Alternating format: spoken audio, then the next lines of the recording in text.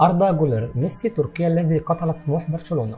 أردا جولر شاب تركي بعمر 18 عاما فقط، لكنه جذب أنظار كبار أندية أوروبا نحوه خلال الأشهر الأخيرة. وكان جولر نجم فنربخشت السابق قاب قوسين أو أدنى من الانتقال لصفوف برشلونة بعد الاتفاق على كافة التفاصيل مع ديكو المدير الرياضي الجديد للبلوجرانا الذي سافر له خصيصا لحسم الصفقة. لكن جاءت صفعة المرنجي على وجه الغريم التقليدي بإبرام الصفقة بسرعة جنونية. بات اللاعب الملقب باسم ميسي تركيا الصفقة الخامسة لريال مدريد هذا الصيف بعد كل من فران جارسيا وابراهيم دياز وجود بيلينجهام وخوسيليو. ووقع صاحب ال 18 عاما على عقود انتقاله إلى ريال مدريد لمدة 6 مواسم. وأكد ريال مدريد أن جولر وقع مقابل 20 مليون يورو مبدئيا بجانب 10 مليون يورو أخرى كإضافات وشرط بيع بنسبة 20%. الصفقة التي تجعل جولر بالفعل ثالث أغلى صفقة بيع للنادي التركي على الإطلاق. وبمجرد أخذ الحصول على 10 ملايين يورو سيتجاوز لاعب خط الوسط المهاجم مبلغ 21 الذي دفعه لاتسيو مقابل فيدات موريكي في عام 2020. أردا جولر هو من مواليد 25 فبراير 2005 بمدينة أنقرة تركيا.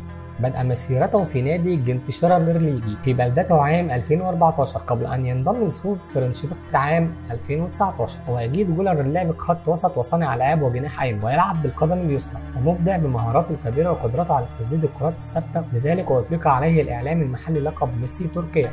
وقع جولر عقدا احترافيا لمدة 2.5 مع فرنشبخت في 13 يناير 2021. وفي موسم 2021-2022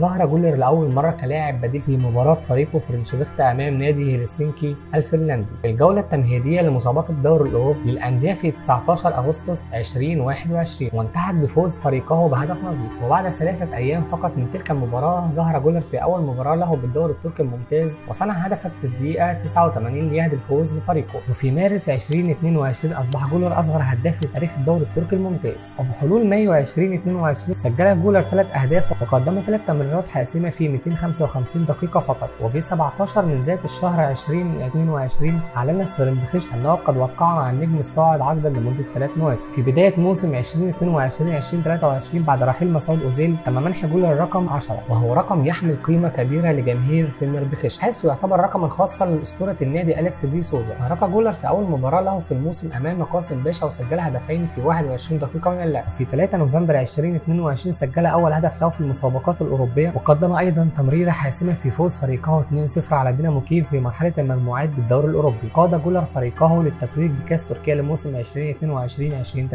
بالفوز بنتيجة 2-0 على اسطنبول باشاكشهير وتوج بجائزة أفضل لاعب في المباراة. أما على مستوى المسيرة الدولية فشارك جولر في فئات الشباب حتى منتخب تركيا تحت 21 سنة. ظهر لأول مرة مع المنتخب الوطني التركي الأول في مباراة ودية انتهت بفوز تركيا 2-1 على جمهورية التشيك في 19 نوفمبر 2022. وسجل جولر أول هدف دولي له مع المنتخب التركي أمام ويلز في تصفيات يورو 2024 في شهر يونيو الماضي. وعن سابق اختياره لريال مدريد قال أنه كان في كثير من العروض لكن أولوياته كانت دائما ريال مدريد. عندما يتصل بك ريال مدريد تنتهي الحكاية. يعد توقيع جولر انتصارا كبيرا لريال مدريد بلا شك، ليس فقط من حيث جلب واحد من أكثر المراهقين موهبا في العالم ولكن بعد التغلب على برشلونة لفوز بالصفقة كذلك. صفقة كبيرة لريال مدريد سيراها الجميع قريبا، الخليفة الحقيقي لمسعود أوزيل. يلا سلام يا صاحبي.